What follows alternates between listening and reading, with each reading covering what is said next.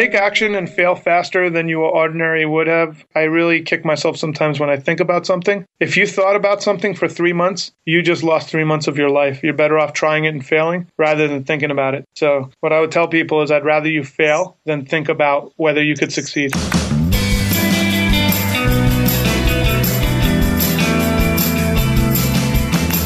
Welcome to Star of the Doubts. I'm your host, Jared Easley, and our other official co-host is Kimanzi Constable. Kimanzi, how you doing, sir? I'm back. He's from back. The hiatus where you were doing solo shows and doing who knows what. So I know listeners are anxious to me, right, guys?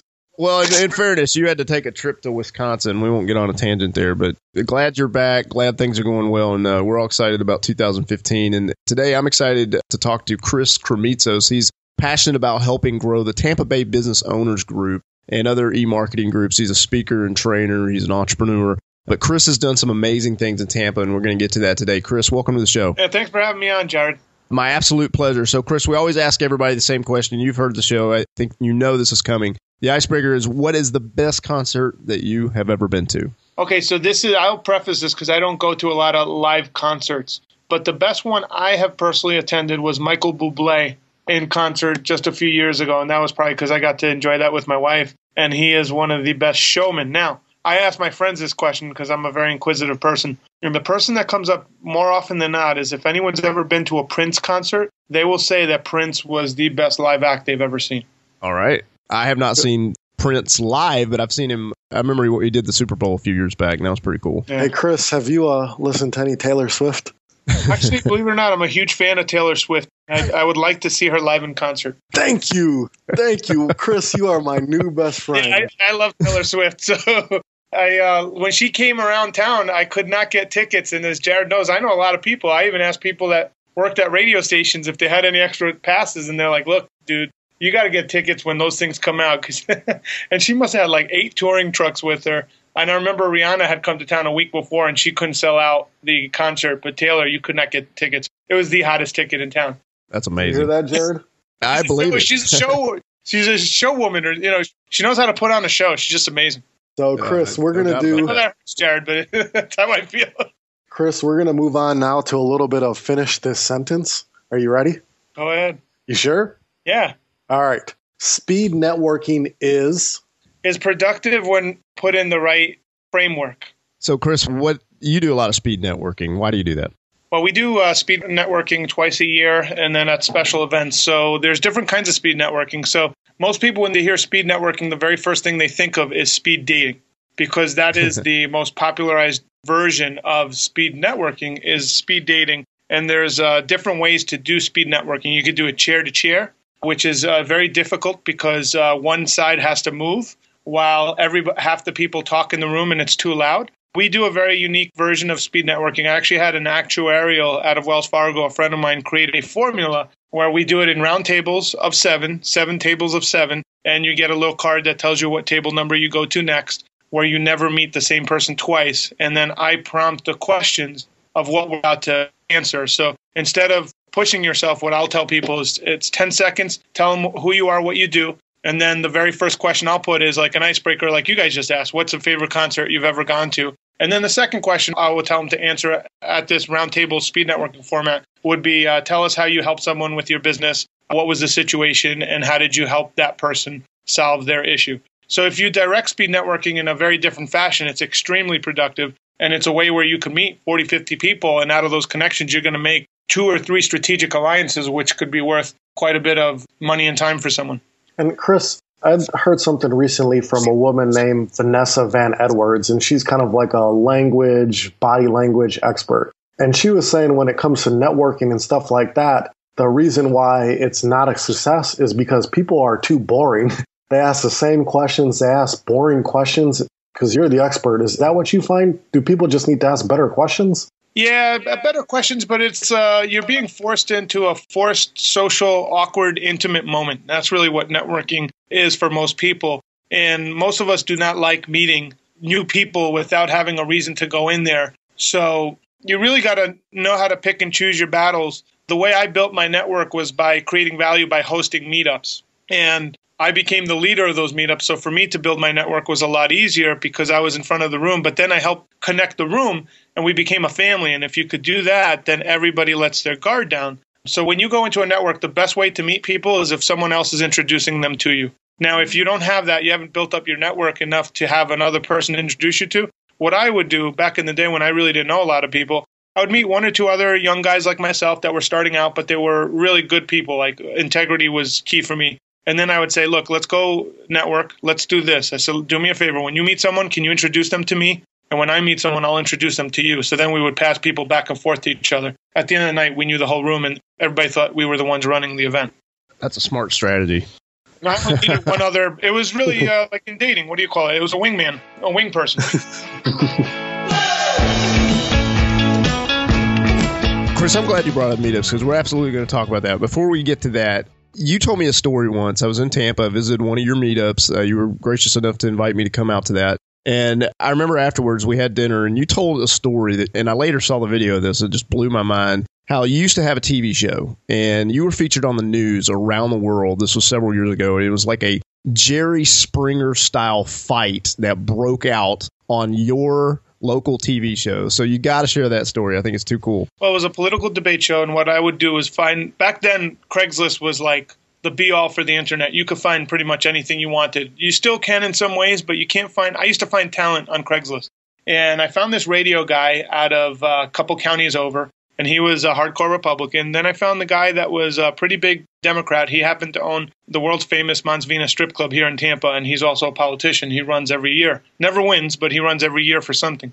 And I had the two of them on the show, and towards the end, they got in such a fight. I remember we were discussing something about Israel. The weird part is it was the third time they had met each other in debate. This time, they both flipped the opposite viewpoints. In other words, the Democrat hated the Republican so much, he took the Republican side. The Republican took the Democratic side so they could like mind meld each other, like they were trying to beat each other by reversing their, it was really weird. But at the end, unfortunately, the one guy, I guess his childhood issue was his weight. So the other guy goes, well, what happened was the one pundit called the other pundit a liar. Well, the one guy is not a liar. If you asked him, hey, Joe, did you ever do crack? He'd like, yeah, about 25 years ago, I did crack and I was under a bridge living there. Like that was his hot button. Well, once he was called a liar, he said to the other guy, he goes, if I'm a liar, tell everybody that you're fat because you're fat, aren't you? And it devolved into a childhood fight. But unfortunately, the one guy that was called fat stood up, tore off his mic. This is live TV, so I couldn't do anything about it. I'm watching this happen. Luckily, it was the last 2 minutes of the show, and I'm in this surreal bubble, Jared. There's a piece of me that was like, oh, this is going to be great. It's a fight. And then there's another piece of me like, this is not cool. This is actually going out over the airwaves. Like everybody's watching this. And when the other guy left, if anyone's been in an old school TV studio, right, there's a lighting grid. You cannot see past the lighting grid. So if I'm on set, I can't see what goes on behind the cameras. You could barely see your camera person. After that, everything's a blur. This guy picks up like a 40-pound stool and wings it across the entire set and hits the other guy in the head. And it was called The Chair Heard Around the World. We actually, back then when it happened, we crashed AOL servers, and that was a big deal because everybody would go to AOL. They kept hitting the clip so they could watch the chair hit the other guy. Luckily, he survived, and I really do mean that. The guy was 64, 65. The chair hit the table first, and the table was like solid wood, so it took a beating. And then it hit his temple, but it didn't hit him as hard as it could have. And then the press basically picked it up. We got on 300 affiliate outlets, Fox, CNN, CNBC, Today's Show. Craig Ferguson played it. And then we created a little multimedia clip, but it must have been seen by 100 million people. I still get people like, oh, that was your show. I was a young guy then trying. The funny part, Jared, is I was like 27, 28. I combined their age. Like, I don't know how I did this, but while all this was going down, it like slow mode for me. And in my head, I'm thinking, these guys are like a combined age of like 110, which is like triple my age. And I'm the guy that's supposed to be stopping this fight. Like, come on, man. And it was just funny. It was a really ironic and crazy moment. But I made a lot of contacts, and I was able to license out that clip to a lot of different networks. Oh, man. Oh, when you showed me that video, you had told me the story first, and nothing prepared me for when I actually saw that stool hit that dude in the face.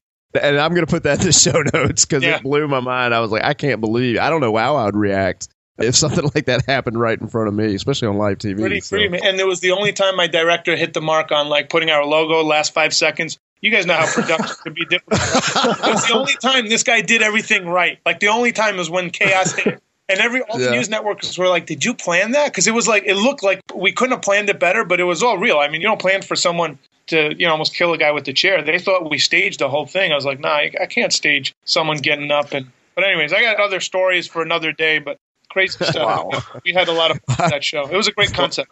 I appreciate you sharing that. All right. Chris, it's going to be hard to transition from that because now that's going to be on my mind. I want to see that clip. But let's talk about meetups, Chris. And I know I'm very interested in this. I know a lot of people are very interested in meetups because we see them, we know they're effective, but we just don't know a lot about them. So tell us how you were able to start small meetups and grow it into a thriving organization.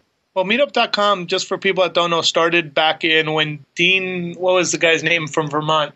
He was the politician that was running for president. I forgot. Dean Cain. Was it Dean Cain? Okay, that's right. No, Dean Cain's Superman. Yes, I know who you're talking about. But that's not the name. But anyways, Howard Dean. Is that Howard Dean, yeah. Yeah, well, when he was running, Meetup.com started, and they wanted it to be a grassroots political organization where people could organize like spontaneous meetups for political rallies. That's like the history of Meetup. And they realized they were using it for his campaign, and all of a sudden he was getting like 300-400 people showing up at his rallies, and all the other politicians are like, we're only getting 10 and 12. What are you doing? And Meetup, though, transitioned because people like myself said, wow, this has a practical application where I could host a meetup for people to meet up and talk about a subject. So that's the basis of Meetup. It's a forum, a platform. And what I did was I started doing it in, I think 2009 was the first time I started it, in the beginning of 2009. I started a meetup to help people with internet marketing. I realized that in the marketplace, there was a lot of confusion with Web 2.0, with WordPress wasn't a standard yet. There was a lot of different things, and we didn't know anything. So I hosted the first meetup. I used to blog every day back then. I had a WordPress blog, and I used to blog about a teddy bear named Commander Blue and his life. And wow, that's so funny. The DNC is calling my house while we're talking about Howard Dean. That's weird. Not my house, my in-laws' house. But anyways, so the long story short, I said on my blog, hey guys, let's get together and have a meetup about internet marketing. And we had it at a Village Inn, which is like a local breakfast, place. And unfortunately, I posted the wrong address to the Village Inn. So I went to one Village Inn, everybody else went to another one. And I had total chaos on my first meetup. So then I called everybody up, and I got about 6 people to show up at the one Village Inn where we were going to post it. And they had a great time. And I said, guys, I need your help. I said, if you thought this was of value, I need you to attend. And I need you to attend frequently. And I need you to tell your friends. And I basically started that grassroots. So all of a sudden, it turned into 6 people to 10 people to 15 to all of a sudden I had 50 people showing up. I monetized it right off the bat because I realized I didn't want people coming for free if I was going to be doing the work of creating a really well-formatted meetup. So I charged $5, and I made it voluntary in the beginning. Eventually, I made it mandatory. It became our tuition for the event. And that meetup grew to about 50 people. And from there, I split it off into 3 different meetups and then 4. And I've probably done, and I think I told you, Jared, I don't know what the exact number is, but I know I've done well over 1,000 meetups in the last 5.5 years, at least. I used to do them every week. Now I do them once a month per area, per city that I'm in here in the Tampa Bay area. This has grown to a point now where you actually have people who help you put together these meetups. So you couldn't be doing meetups as often actually, this next year, unfortunately, I was doing so many meetups, my health took a toll. So I got blood pressure, which is crazy at my age. So what I do now is I have other people basically hosting all the other meetups, and I will be facilitating them by just helping them. So I actually, Jared, all my meetups except for the podcasters meetup that I added this past year will be hosted by other people.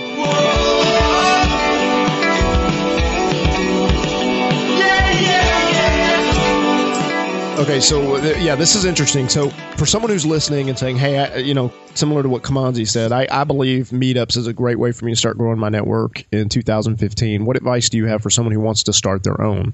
Well, first thing, I've seen a lot of people try and start meetups and they quit. It's the same advice you hear people give in podcasting. Most people quit within their first 2 or 3 meetups, or they don't do them on a consistent schedule. So here's a couple of tips. One is make sure you have a consistent time frame and a consistent location. That really helps because then people know, oh, okay, there's the writers meetup. They meet at the local whatever at this time every first Friday of the month or every first Monday or Tuesday. It really doesn't matter what day as long as you're consistent because your audience will find you. The other thing is have a structure to your meetup. Different structures work differently. When we first started, our structure was I would start with the question of the day. So it would be similar like the question you asked, what's your favorite concert? The only rules I had for questions were I would not ask anything religious or political. So I would ask all kinds of crazy stuff. I've asked people, what's your favorite drive in the world that you've ever taken? You hear really cool answers. Then I have some announcements. I'll say, hey, I have this event coming up. So I have my own little mini promotion time for myself. And then I bring a speaker to share something of value to the group. And then at the end, we used to do goal setting where I used to have them set goals for the next week because then they would show up the next time we met and we would see how they were doing on their goals and if they needed help. Now what we do at the end, we've transitioned, is we have people literally, they have 10 seconds. They get to say what they do, who they are, and then I have them network and meet each other. And what happens at a meetup, because it's a small group of people, the networking is really rich because if you have 10 people and you have time to talk to each other, people will stay after. It's not uncommon for most of my meetups for people to stay an hour after networking and meeting each other. No, I can testify to that. I've been to one of your meetups, and that's exactly what happened. So, Chris, so someone can go and start their own meetup. I mean, let's talk about how do you get the word out? Where are some places to try to have it? I mean, these are questions I think most people would have Give me some if they're trying to do that. Niches you're thinking about, and I'll tell you. Give me a couple niches that you're thinking off the cuff so I could give you some. Well, okay. So Kimanzi, he's a writer, right? And so if he wants to have a local writers meetup where he lives, what would be some ways he could implement that? Meetups are really rich. I have friends I've helped. Actually, one of our attendees started one of the largest writing meetups in Tampa Bay. And he was inspired because he saw what we were doing. He's like, you think I could do it? I go, yeah, absolutely you can. So writers want to get together. So you have to have a central theme of what it is you're trying to do at that writer meetup. So the writing meetup that we have that my friend Colin started was aspiring. He called it aspiring writers. So he was targeting people that are not yet full-time writers, but they're aspiring to be full-time writers. That struck a chord here locally. And he wound up getting 200-300 people on his meetup. And anytime they meet up, and he turned it over to someone else, they get anywhere from 12 to 18 people every other week. So one thing is I would tell you is find a local bookstore or cafe in the city that you're in that is conducive to writers to meet up. Make sure it's okay that you could be loud and you could stay after. So consistency of location is first. You got to lock down a really cool venue, especially if it's for writers.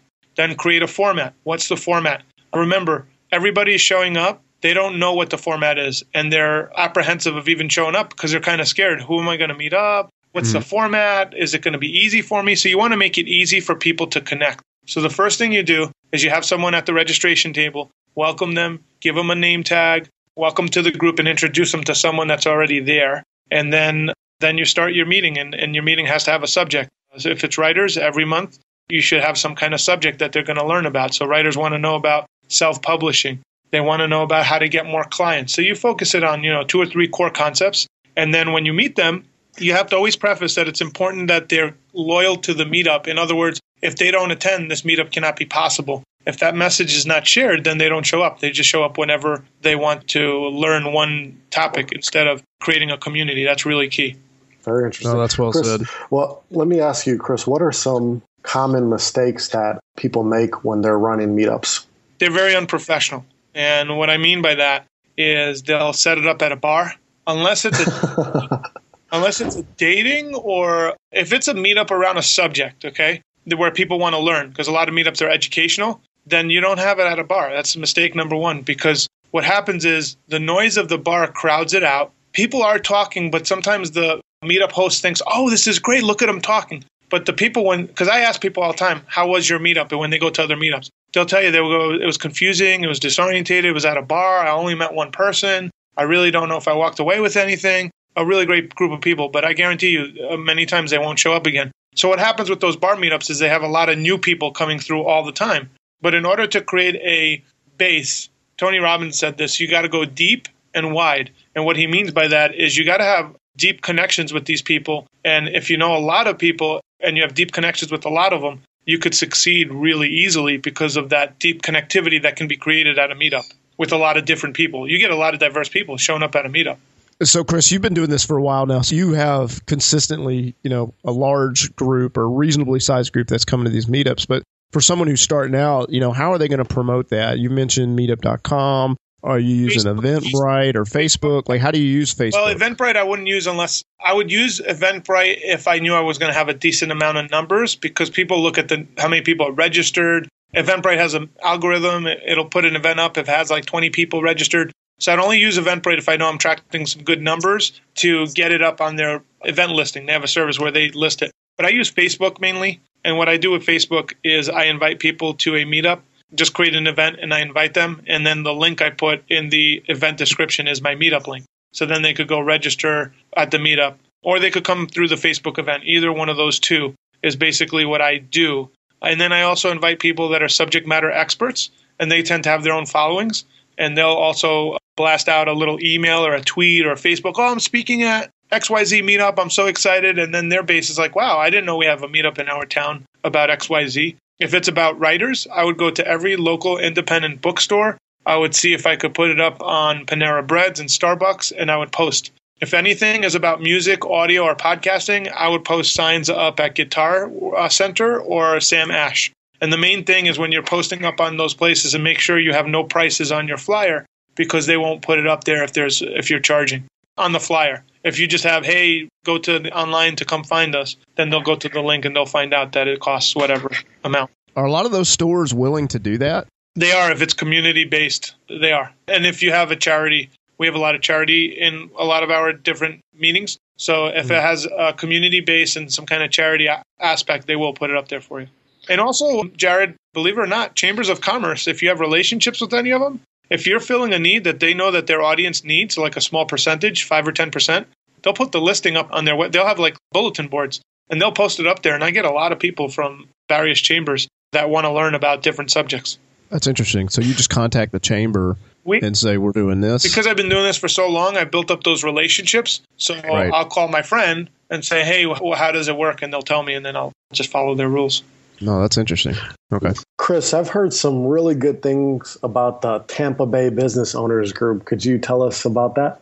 Well, our group was started 7 years ago, and it was to help business owners grow their business via education, collaboration, and leadership development. And we took a really unique approach where you have to be a business owner to join. You have to have integrity, a positive mental attitude, and ability for growth personally and professionally. And once we screen through those attributes, we offer people an opportunity to enroll into our association. And that's created a very special energy. And that energy has helped me create a lot of really cool community projects. So that's basically, I'll give you some. So some people might be thinking, okay, well, how does that make it different than any other group? We have things called success safaris. And a success safari is a business guided tour of a place of business with the business owner and the leadership team telling us how they built their company from 0 to 20 million in the last 10 years, let's say. And they share us their organizational charts. They show us how they do things. And there's some really cool businesses in every city where the entrepreneurs are just doing like Zappos type of creative stuff. We have one lady, Joy Gendusa, who we love. She owns Postcard Mania. She does about $22 million a year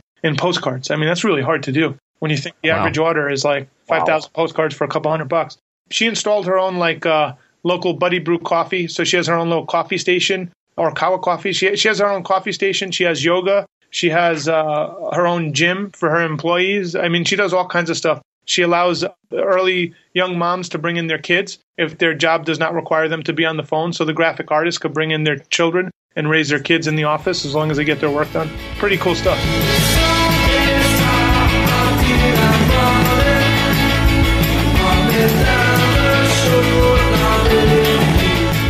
Chris, with the success of a group like that, and I think we've seen this on a smaller scale with like Facebook groups, but whenever you have something successful like that, you always have those, I'm trying to put this nicely, maybe those spammy people, the people that are really salesy, they're really pushy of their stuff. What's your process for getting involved in like your Tampa Bay group? And what do you do about people that just kind of want to take over or come in there and sell and stuff like that? That's a great answer. We actually have a screening process. No one could join unless someone on the team actually physically screens through them. So if it's not a good fit, we'll refer them to other groups that we think would be a better fit for what they're looking for.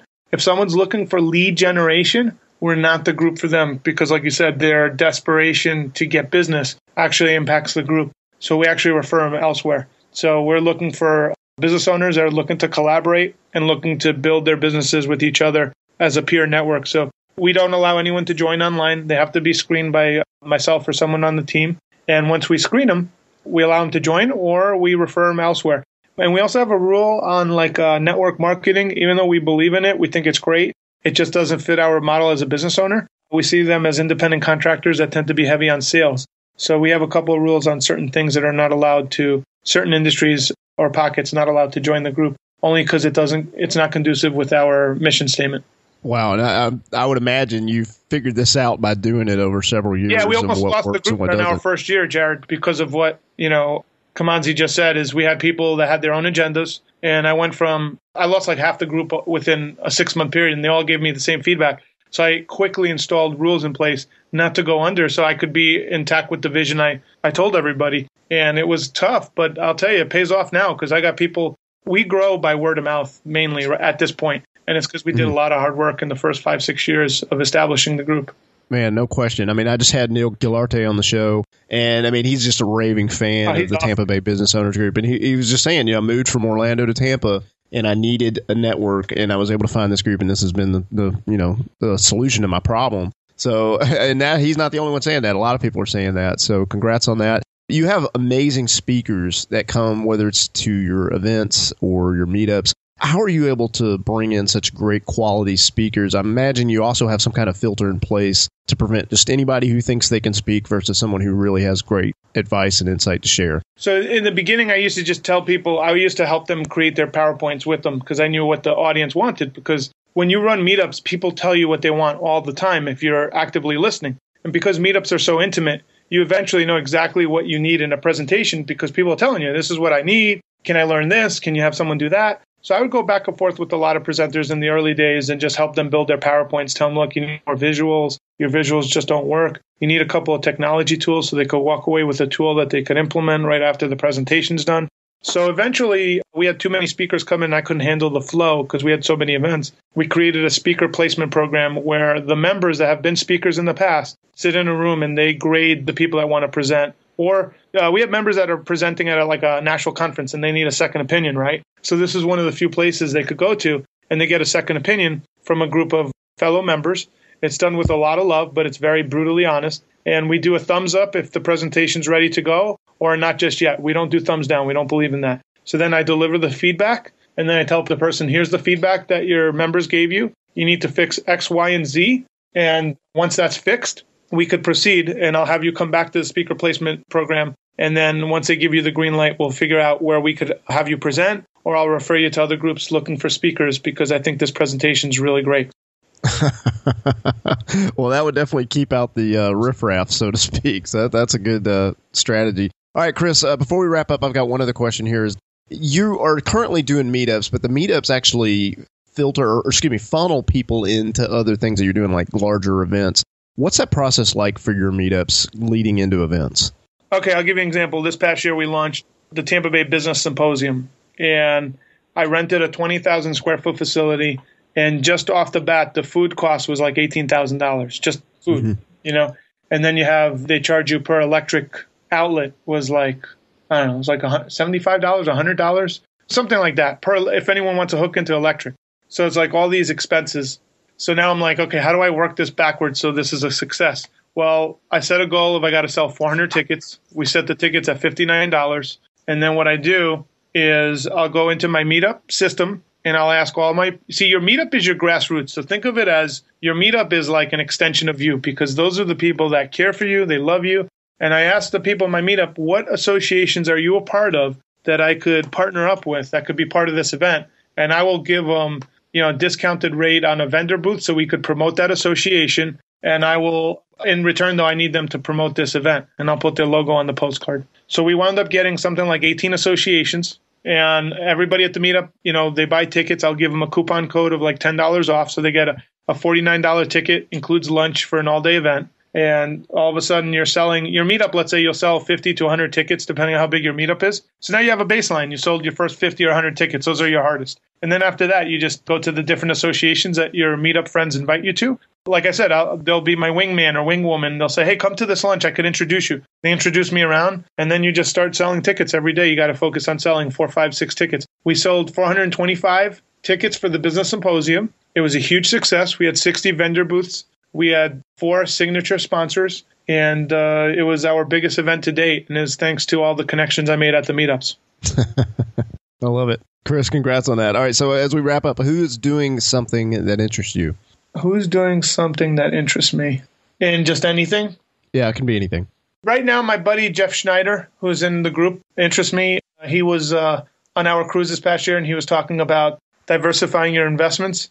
and he talked about how to have different pockets of non-collateralized assets. He had all this cool stuff. But I'm listening to Tony Robbins' financial book right now. Yeah. All the stuff he was talking about, Jeff was talking about. So I'm interested in talking to Jeff more about what he was talking about in diversifying your investments and basically how to really compound your money over time. So that's something that I'm interested in currently.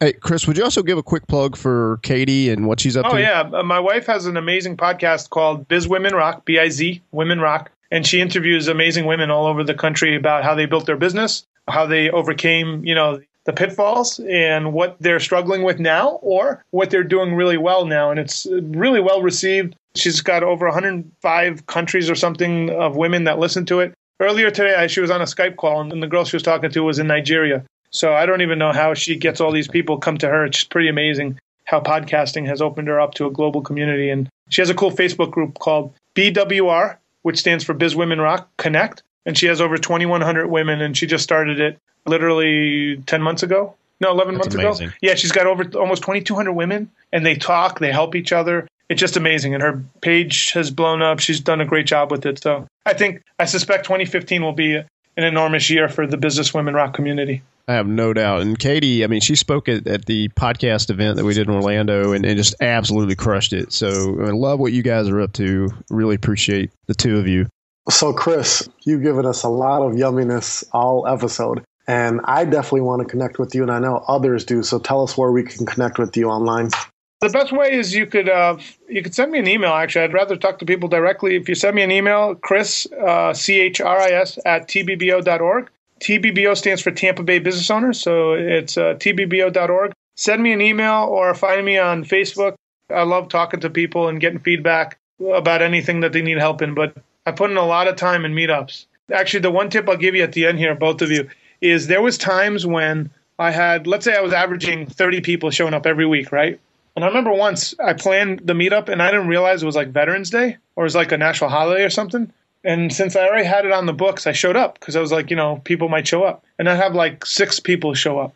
And the initial reaction most people have is like, oh, crap, what am I going to tell them? Where's the other 20 people? And that's the worst thing you could do. What I learned to do was when I had 2 people, 4 people, or 6 people, was it was better than having 30 because now I got to spend more time with my friends. And I would frame it that way. I say, guys, we're very fortunate today because we only have 4 individuals and we could really create deep, meaningful relationships out of this group that will have ginormous consequences on our lives. So let's use this time wisely.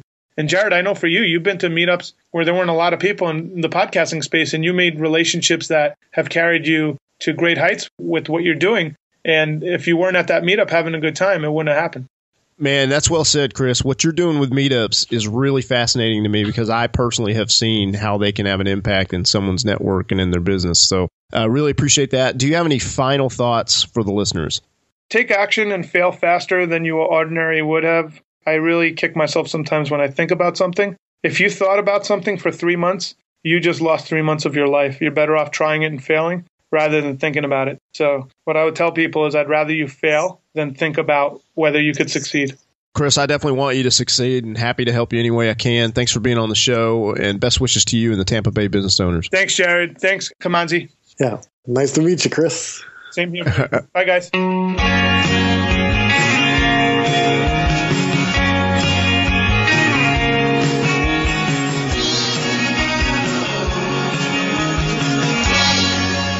I've seen a lot of people try and start meetups and they quit. It's the same advice you hear people give in podcasting. Most people quit within their first 2 or 3 meetups, or they don't do them on a consistent schedule. So here's a couple of tips. One is make sure you have a consistent time frame and a consistent location. The other thing is have a structure to your meetup. Different structures work differently. When we first started, our structure was I would start with the question of the day. So it would be similar like the question you asked, what's your favorite concert? And then I bring a speaker to share something of value to the group.